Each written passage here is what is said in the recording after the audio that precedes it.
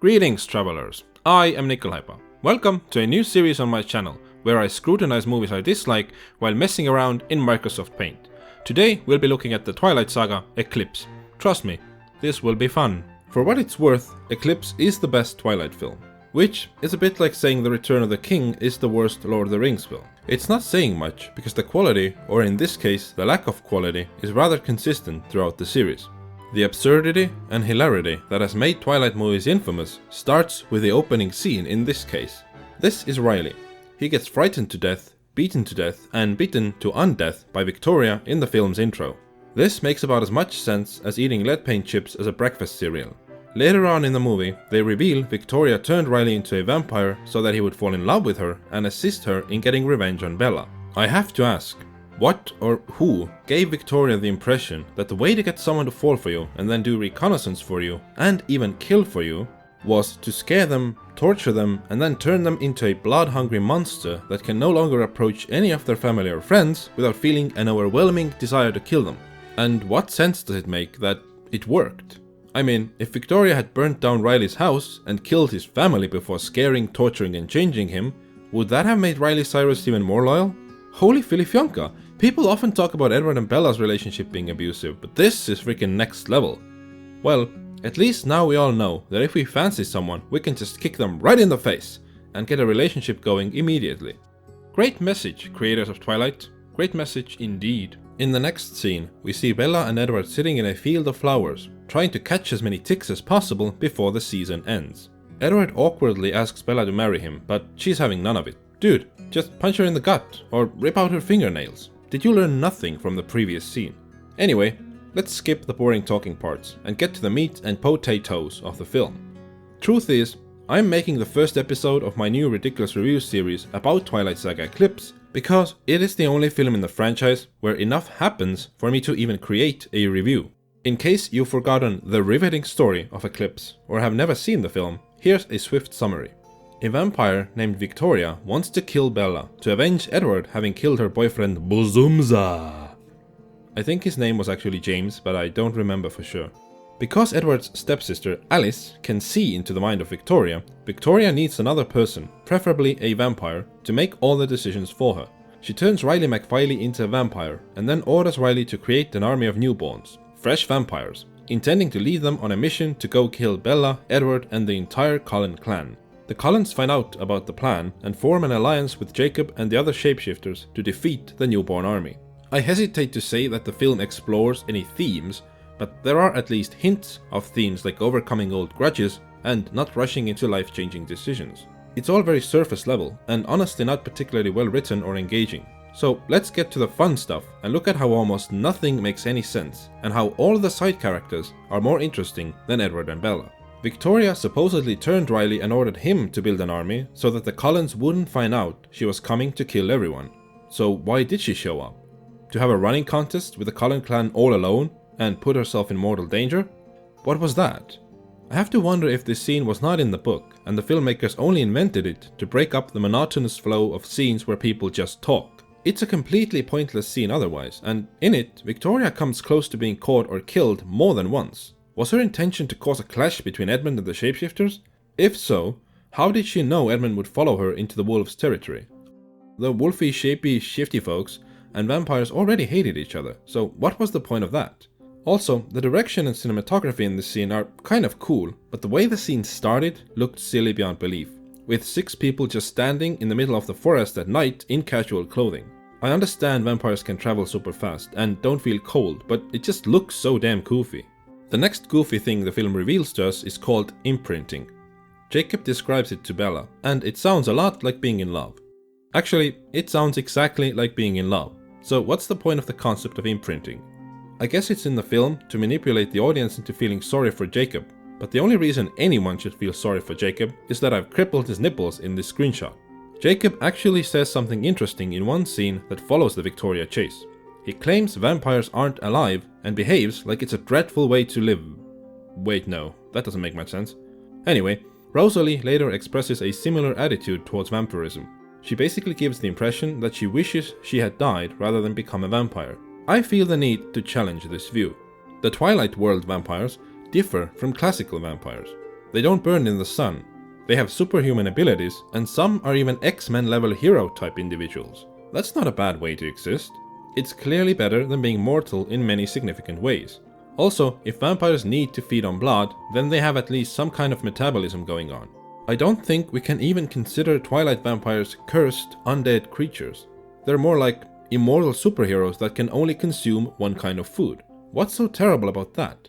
I'm not sparkly or sexy, and I don't have hero powers, but I live almost entirely on coffee. Does that make me worse than a Twilight vampire? Would it suck to be me? You don't have to answer that question. If the writers wanted us to feel like it would be a bad idea for Bella to become a vampire, they should have emphasized the part where it would cost Bella the relationships with her friends and family, but the film barely mentions that. And when it does, Bella herself is so certain of her choices that it just doesn't work. So in conclusion, if being a vampire is not that bad, and Bella thinks it's downright awesome, why should the audience give two craps about this pseudo dilemma? Let's skip a few more dull talking scenes and get to the funniest part in the movie. When Jacob brings Bella to a gathering of the shapeshifters, the chief performs a rap song about the tribe's history. It's not a great rap song by any stretch, but the story it tells is comedy gold. First, a fancy-dressed vampire dude kills some women and children, and that's not even the funniest part. Shapeshifters kill the vampire, but his girlfriend, or possibly his mom, attacks their village in retribution. When the shapeshifter chief's wife realizes he's about to be defeated in mortal combat, she creates a distraction by stabbing herself in the stomach to draw blood. I don't need to explain why this is beyond ridiculous, do I? Do I? First, the vampiress. Vampiress? She-vampire? Mrs. Toothy. She'd already killed several people in the village. Did none of them get bleeding wounds in the process? If there indeed was no blood anywhere to distract the vampire lady, that still doesn't explain why the chief's wife killed herself. For Filifionka's sake, if she had just cut her palm or something, she could have drawn more blood and lived to tell the tale. Gee, I wonder if our main character will prove my point in a later scene. I do wonder. Speaking of blood and death and murder and mayhem and stupidity, we need to address the behavior of the vampires in Riley's newborn army. We see them creating chaos in Seattle, killing strangers and even punching each other's heads into shards to grab a victim for themselves. Only there's this girl. She is frightened, confused, and apparently not at all in the mood to kill or even fight. This never changes. The girl is just as unwilling to fight for Riley's cause at the end of the film. She appears quite different from the other new vampires. She comes across as someone whose critical faculties are intact, as opposed to all the others who appear more like zombies than vampires. What makes her different? Why isn't she a brain-dead follower of Riley? How come all the other vampires are? What is the explanation here? What's the lore?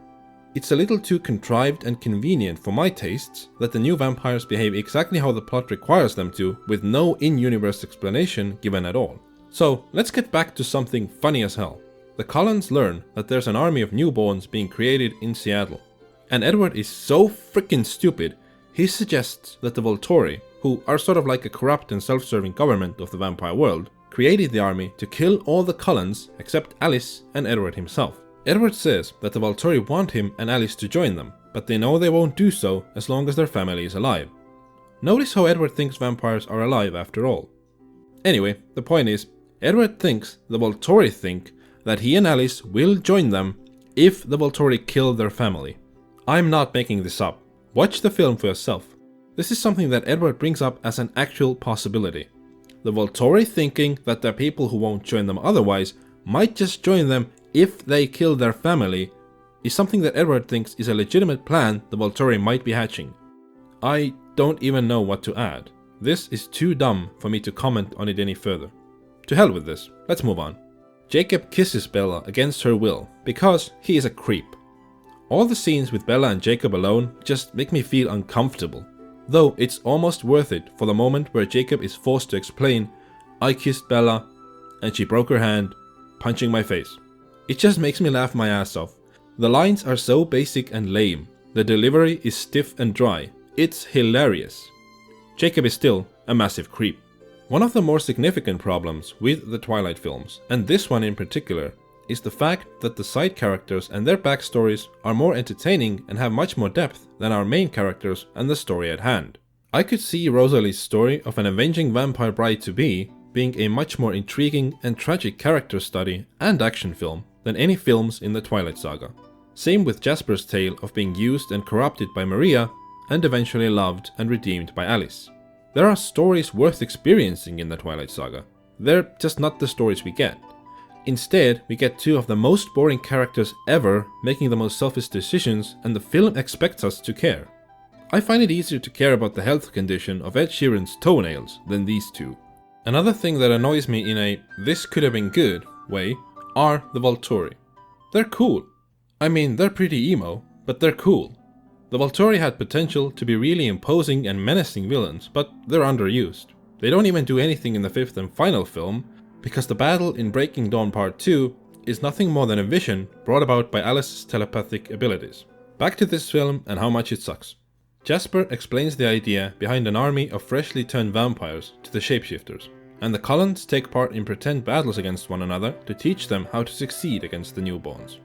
Nothing about this makes any sense to me at all. I don't think you can learn to fight by looking at other people pretend to fight. And I think the lessons must be extra useless if you're watching humanoids fighting, but you yourself are a damn wolf and have to fight as a quadrupedal creature. There's another bigger issue with the upcoming battle against newborns though, and it is the lack of proper build-up. To use the Lord of the Rings films as a comparison once more, unfair, I know, The Two Towers is a story that brilliantly shows how build-up is everything. In The Two Towers, we get a sense of how ill-prepared and outnumbered Rohan and their allies are, and how many and mighty the Uruk-hai are. By the time that one old dude lets fly the first arrow, the air is so thick with tension it is hard to breathe, especially the first time seeing the film. This, with the addition of excellent cinematography and music, is what makes the Battle of Helm's Deep so captivating and memorable. So what do we get in Twilight Eclipse? Well, the good guys have a fairly relaxed training montage with fun music in the background, and the two times we see Riley and the newborns, their behavior is completely undisciplined and animal-like. If that wasn't enough to kill all excitement for the upcoming battle, at one point Edward flat out says, "With the wolves in this, it's an easy win." Thanks, now I'm really on the edge of my seat. I can't stress enough how big an issue this is. The newborn army doesn't feel like a serious threat based on their behavior, or that of our protagonists. With Bella and Edward being completely unlikable and their love plot being nearly non-existent, this leaves nothing interesting to care about in the entire film. And what about this? Jasper takes Bella, Edward and Jacob to a field and claims the field will give them an advantage over the newborns. I'm sorry, but what? It's just a field. Everyone on it is in the same position as everyone else. The Cullens don't set up traps or anything. This would be like if someone entered a soup eating contest where everyone gets the same size bowl of soup and a spoon, and one contestant claims their spoon gives them an advantage even though everyone has a freaking spoon. Anyway, time to vomit. Now, I like Charlie. Seriously, I do. He's the only character in these films that I think is legitimately awesome. But the scene where he attempts to educate Bella about sex and marriage is pretty cringe. The next scene where Bella is literally begging for sex and Edward has a look on his face like he's about to throw up is even worse. Most of Twilight Eclipse is entertainingly bad, but this part is tough as hell to get through without chucking my coffee mug at the screen and yelling in pain. Edward asks Bella to marry him, but Pattinson's delivery is such that he might as well be asking her to commit Lover's Pact suicide with him. It's so bad. This is like if someone was delivering fantastic news to someone, but made it sound like a tragedy had just struck their entire family. "I'm so sorry. Our daughter, she has just graduated top of her class. Also, we won the lottery, and we're now multi-millionaires. And George R.R. Martin, he has finished The Winds of Winter." Sorry about that. I had to illustrate the point. Edward finally finds the courage to try what Bella's hat tastes like. The main characters camp out in a conveniently timed blizzard, and the Battle of Boring Field is about to begin. I don't feel the need to say much about what happens with Bella, Edward and Jacob, except that the story somehow makes them all completely selfish and unlikable in the space of 5 to 10 minutes. Honestly, that's an achievement. Time for war! The cinematography and fight choreography are decent enough, but I think a clash of humanoids and larger than normal wolves still looks and feels totally stupid. I can imagine this working better in book form, as it leaves more to one's imagination, but on screen, it's just silly looking. The following scene, where Edward attempts to reason with Riley, takes the concept of silliness to the next level. Riley just walks out from behind a tree like he was a member of a black metal band that got lost on a photo shoot. Then Victoria shows up and sits on a branch or a rock above everyone like a big dumb squirrel, trying to persuade Riley that she loves him for real. This reminds me of an old western showdown, if the western in question was absurdly comedic. Imagine if at the end of The Good, the Bad and the Ugly, one character hunkered down on a rock while the other two were standing. Just imagine how dumb that would have looked. Now add some fake snow and atrocious dialogue, and you've got the ending of Eclipse. It's just so bad. Victoria and Riley almost rip Edward's head off, but Bella diverts their attention by... Hey, wait a minute. That's not how distracting a vampire works. You're supposed to kill yourself. You're supposed to die in the process. Being serious for a moment. I can't believe they put those two scenes in the film and didn't realize or care that the first one would look insane in light of the second one. Anyway, the Volturi show up to do nothing, Jacob gets hurt and then almost immediately healed by Carlisle, more uncomfortable creepy dialogue follows, and it's over. When it comes to the Twilight films, I've never belonged to the more passionate groups of fans or haters.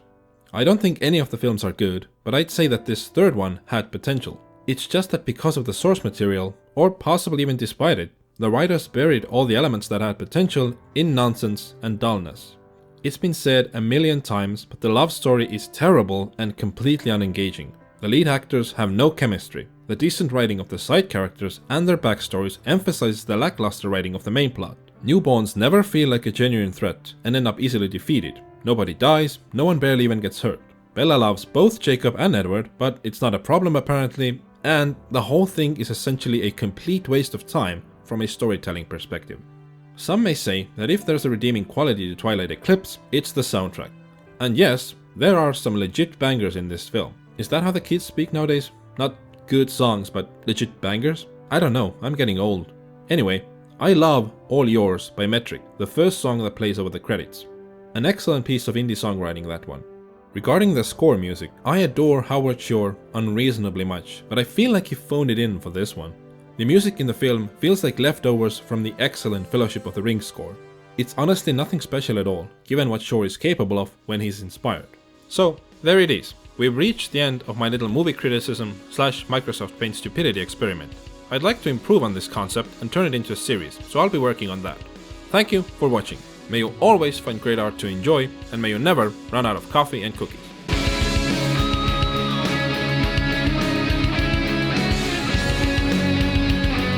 So here's a fun story. I brushed my teeth before I got on camera, like you do. So I had the taste of toothpaste in my mouth before I did the spoon soup joke. If anyone ever takes you to a restaurant and suggests that you should order borscht with toothpaste, they are not your friend.